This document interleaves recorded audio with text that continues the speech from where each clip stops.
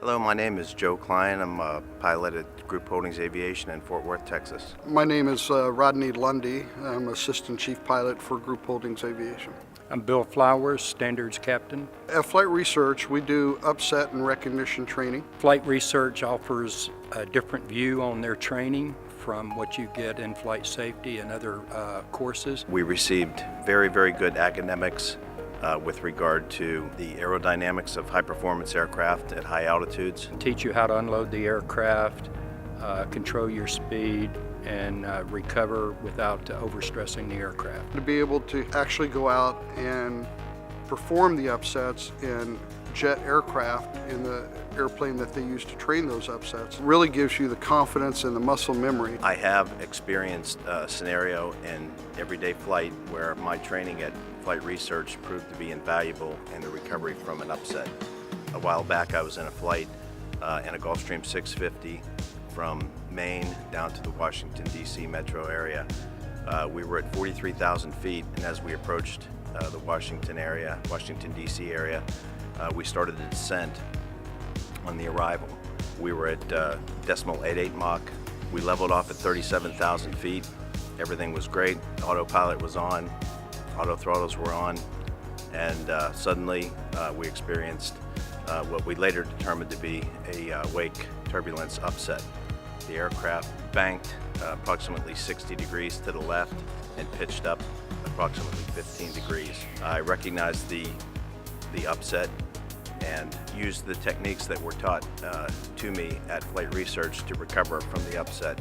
I let the nose of the airplane fall down through the horizon, noticed that the airspeed was increasing, and I utilized the U-tap technique to recover from the upset. I unloaded the wings of the airplane, and then as the airspeed was increasing, I just slightly, not overreacting, retarded the throttles a bit, and then leveled the wings of the airplane and increased power at that point and returned the airplane to a normal, steady state of flight. From my training at Flight Research, it was able to help me recover from an upset training I had just November in 2017. When we hit converging jet streams, we lost 200 feet and our speed increased from Mach 0.88 to Mach 9.2 in a matter of seconds, with a pitch down altitude at 5 degrees and then an immediate pitch altitude increase to plus 15 and a speed decrease to Mach 8.0. In August of 2017, we were en route to New York, landing at Newark Airport. The air traffic control had descended us down, starting our descent into the Metroplex. At flight level 360, we were level flight for probably about 4 minutes, and all of a sudden we hit a wall. There was a tremendous bump. The nose of the airplane pitched up to 10 degrees. The airplane rolled left to 65 degrees. At that time, I took the autopilot off, disengaged the auto throttles, and pitched the nose down, and then rolled the airplane level flight. Because I've been doing it for over a decade, doing that training, it gave me the muscle memory to feel confident, one, to be able to get the airplane out of that situation, but also without adding undue stress to the aircraft. The incident we had, it was probably 5 minutes after we had the airplane level, everything was smooth. The principal came up to the cockpit and he said, "What just took place?" Very inquisitive gentleman. My response to him immediately was, "The money that you pay for us for our training program just paid off." He smiled and he said, "What do you mean?" I said, "Well, we just went through a 747-400's wake turbulence, and because you provide the training for us," I said, "we had a positive outcome." He smiled and he said, "Okay," and he went back to the back. He was proud of the fact that, one, we had a positive outcome, but he was proud for the fact that he was able to see right there the money he provides actually helped have a good outcome for that particular scenario. A couple minutes after the recovery, our principal passenger came up to the cockpit and asked what had happened, and we explained that we had encountered wake turbulence from an aircraft that was in front of us. We had inquired with ATC what type of aircraft we were in trail of, and they told us that it was a 757.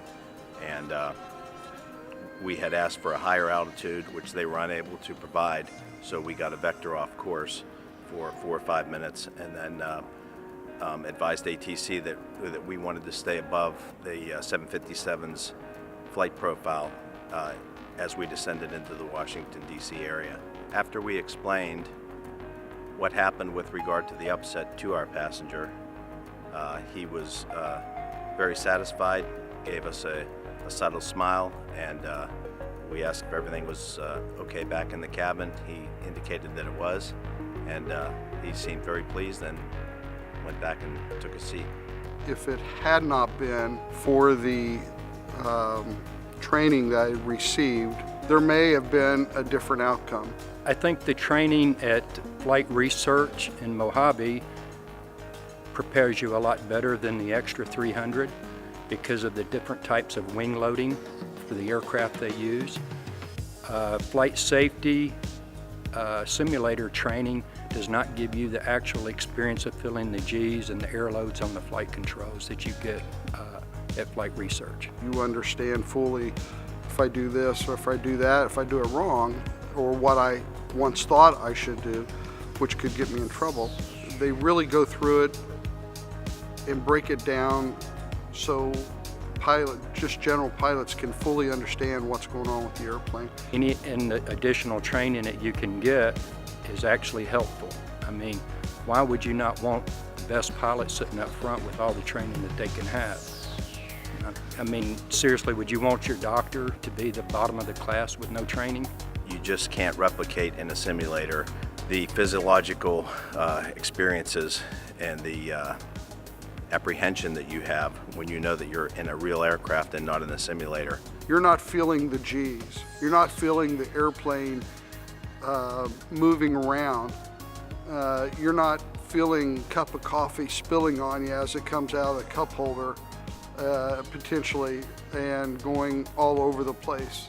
Upset recovery training is worth the investment tenfold. I think you need to consider, first of all, the safety of your passengers, protecting the investment that people have in their airplanes, and saving lives. What is the value of a life?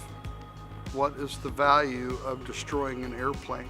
Because of the implementation of RVSM, traffic is closer vertically and horizontally, and it is imperative to have training through Flight Research to be able to counteract wake turbulence. Companies should see the importance of pushing for this type of training. It's not a matter of if, it's when your pilots get in this situation. I think it's well worth the investment. You learn so much and develop so much confidence that now that I've taken the training, I can't imagine not having that type of training. The value of the training far exceeds the cost. What the pilot individually gets from that is confidence, know-how, and a great understanding of what's actually going on with the airplane.